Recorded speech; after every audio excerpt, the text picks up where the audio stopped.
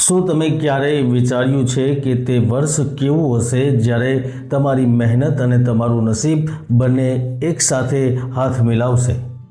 મિથુન રાશિના જાતકો, આંખો ખોલી નાખો. 2026 તમારા માટે એ જ વર્ષ બનવા જઈ રહ્યું છે.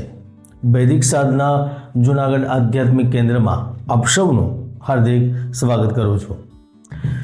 મિથુન રાશિ એટલે કે વાયુ તત્વ, બુદ્ધિ અને સંચારની રાશિ છે. સર્વગુણ સંપન્ન હોવા છતાં છેલ્લા કેટલાક વર્ષોથી તમે એક વિચિત્ર કસમકસમાં હતા. ક્યારેક લાગતું હતું કે બધું બરાબર છે, તો ક્યારેક લાગતું હતું કે બધું બેખેરાઈ રહ્યું છે. દુવિધા તમારો પીછો નહોતી છોડી રહી, પરંતુ નિયતે નક્કી કરી લીધું છે કે 2026માં મિથુન રાશિવાળાઓની આ દુવિધા આત્મવિશ્વાસમાં બદલાશે, સુવિધામાં બદલાશે.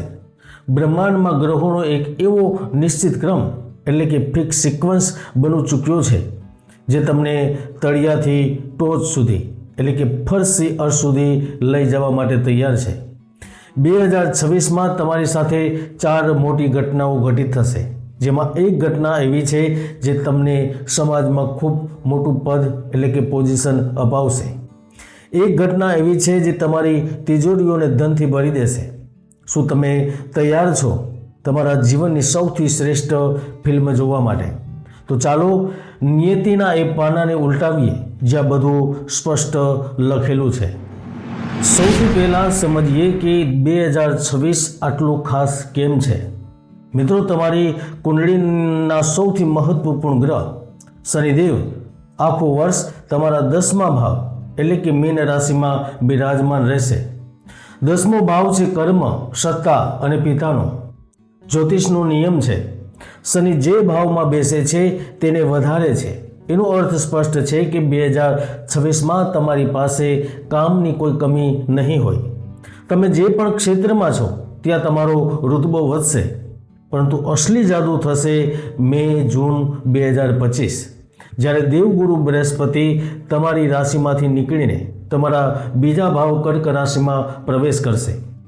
કર્ક રાશિ ગુરુની ઉચ્ચ રાશિ છે અને બીજો ભાવ છે ધન અને વાણીનો. હવે જરા વિચારો, જ્યારે ધનનો કારક ગ્રહ ધનના ઘરમાં ઉચ્ચ થઈને બેસી જાય તો વિચારો શું થઈ શકે? જ્યોતિષશાસ્ત્રમાં આને કહેવાય છે અખંડ ધનયોગ. આ સંયોગ જણાવી રહ્યો છે કે 2026ના મધ્યથી તમારી પાસે પૈસા ટકશે પણ ખરા અને વધશે પણ ખરા. હવે નોટ કરીને લખી લો 2026નો એ ઘટનાક્રમ જે વિધાતાએ તમારા માટે લખ્યો છે. વર્ષના પહેલા 5 મહિના ગુરુ તમારી જ રાશિમાં ફર્સ્ટ હાઉસમાં રહેશે. આ સમય છે આત્મસન્માનનો. મિથુન રાશિના જાતકો, આ દરમિયાન તમારો કોન્ફિડન્સ 7મા આસમાને હશે. સમાજમાં, પરિવારમાં અને કાર્યક્ષેત્રમાં લોકો તમારી સલાહ માંગશે, વારંવાર સલાહ લેશે. રાહુ 9મ ભાવમાં કૌશલ્યની સાથે મહત્વાકાંક્ષાઓને વધારશે. આ ઉચ્ચ જ્ઞાનનું પ્રતીક પણ છે, એટલે કે આ સમય શુભત્વનો પરિચય આપી રહ્યો છે. સંગીતના ક્ષેત્રમાં વિશેષ રુચિ જાગૃત થશે. લલિત કલાઓમાં વિશેષ રસ લેવા લાગશો. સ્પોર્ટ તેમજ શિક્ષણ અને જ્ઞાનના માધ્યમથી ઉચ્ચ સ્તરીય પુરસ્કાર પણ પ્રાપ્ત કરશો. આ સમય આધ્યાત્મિક ઉન્નતિનો છે. આ સમય ધર્મ સાથે જોડાવાનો છે. આ સમય પૂજાનો પણ છે. તમે મનની શાંતિ માટે નિરંતર પ્રયાસ ચાલુ રાખશો.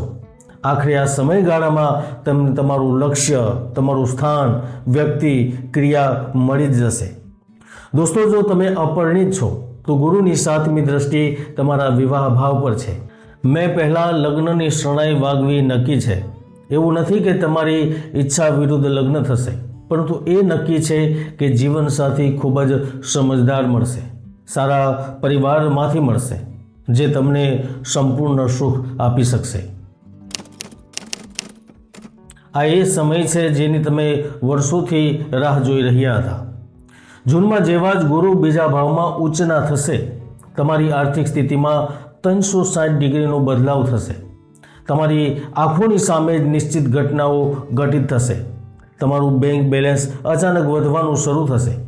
અટકેલા પૈસા પાછા આવશે, કારણ કે બીજો ભાવ વાણીનો પણ છે. તમારા અવાજમાં એવું જાદુ હશે કે તમે ધૂળને પણ સોનું બનાવી દેશો.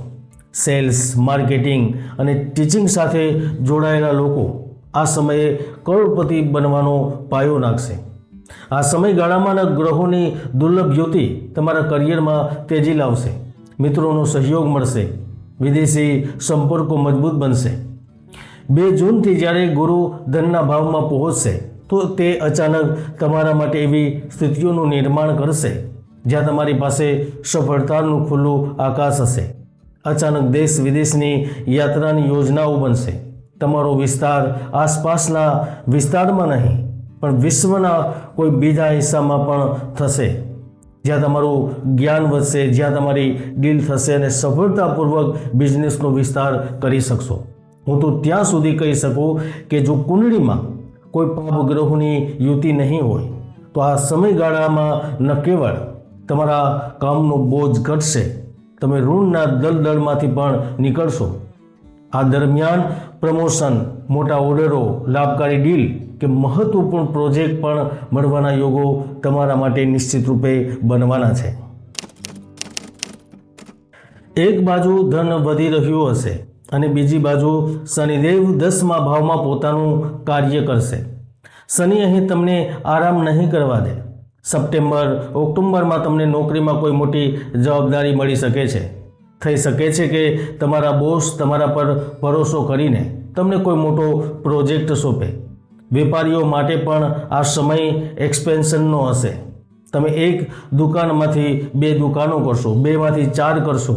કામનો બોજ જરૂર વધશે, થાક પણ લાગશે, પરંતુ આ થાક સફળતાવાળો હશે.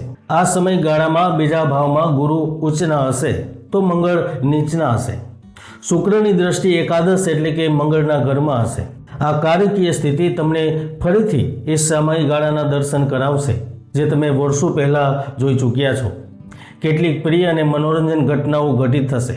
રાજકાર્ય અને શાસન સત્તાથી માન સન્માન અને પ્રતિષ્ઠા પ્રાપ્ત કરશો. તમારા કેટલાક પોતાના જે કોઈ વિશેષ પદો પર છે તેમના માધ્યમથી અને સંપર્ક સૂત્રોથી આર્થિક લાભ પ્રાપ્ત થશે. મિત્રો, આ સમયગાળામાં તમે નૈતિકતા સાથે સમજૂતી નહીં કરો, ખુદ પર ભરોસો રાખશો તો તમે ગ્લોબલ ઓળખ બનાવી શકવામાં પણ કામયાબ રહેશો. વિદેશી ક્લાયન્ટ અને ફંડિંગ પણ પ્રાપ્ત કરશો. ત્યાં સુધી કે નવા બિઝનેસ, નવા વ્યવસાયનો પાયો નાખીને શૂન્યમાંથી શિખર સુધીની શરૂઆતનો પ્રારંભ તમે આ સમયગાળા દરમિયાન જ કરશો. વર્ષનો અંત થતાં ઉચ્ચના ગુરુ અને કર્મઠ શનિનું ફળ તમને પ્રોપર્ટી અને ઉન્નતિના રૂપમાં પ્રાપ્ત થશે. મિથુન રાશિવાળાઓ, 2026ના અંતમાં કોઈ જમીન, ઘર કે સોનું તમે અવશ્ય ખરીદશો. આ સમય વાદ વિવાદ, દુર્ઘટના વગેરેના કારણે થઈ રહેલા ધનના અપવ્યયને રોકવાનો હશે. તમે તમારી પૈતૃક સંપત્તિથી ઉચિત લાભ લેવા માટે તત્પર બનશો. શેરબજાર, મ્યુચ્યુઅલ ફંડ, દેશ વિદેશની કરન્સીઓ પર દાવ લગાવવા માટે પણ આપ તત્પર રહેશો. તમે સ્કૂલ, કોલેજ, ફેક્ટરી, દુકાન અને ખુદની કંપની બનાવીને નવો દાવ રમવા માટે પણ જાગૃત બનશો. મિત્રો, આ સમયગાળામાં આ એક એવું રોકાણ હશે જે તમારી આવનારી પેઢીઓના કામ માટે કામ આવશે. નીતિએ નક્કી કર્યું છે કે 2026ની વિદાય તમે સમૃદ્ધિની સાથે કરો. મિત્રો, યાદ રાખજો, જ્યાં કામયાબી મોટી હોય છે ને ત્યાં પરીક્ષા પણ મોટી હોય છે. 2026માં મિથુન રાશિવાળાઓને 2 જગ્યાએ સાવધાન રહેવાનું છે. પહેલું છે અહંકાર. વર્ષની શરૂઆતમાં જ ગુરુ લગ્નમાં છે અને પછી ઉચ્ચના છે. તમને એ ભ્રમ થઈ શકે છે કે મારાથી વધારે સમજદાર કોઈ નથી. આ અહંકાર તમારા સંબંધોને ખરાબ કરી શકે છે. એટલે વાણીમાં મીઠાશ રાખો અને હા, 100 વાર વિચારીને બોલો. બીજું છે છાતી અને ગળાનો રોગ. શનિના 10મા ભાવની દ્રષ્ટિ અને કેતુનું ગોચર તમને છાતીમાં જકડન કે થાઇરોઇડ, ગળાની સમસ્યાઓ આપી શકે છે. એટલે ઠંડી વસ્તુઓથી પરહેજ કરો અને સમયસર જરૂરી પગલાં લો. આ રાજયોગને 100% ફલિત કરવા માટે તમારે ગ્રહોની થોડી મદદ લેવી પડશે. પહેલો ઉપાય છે તમારે કુંડલી વિશ્લેષણ કરી યોગ અને દુર્યોગને જાણવા પડશે.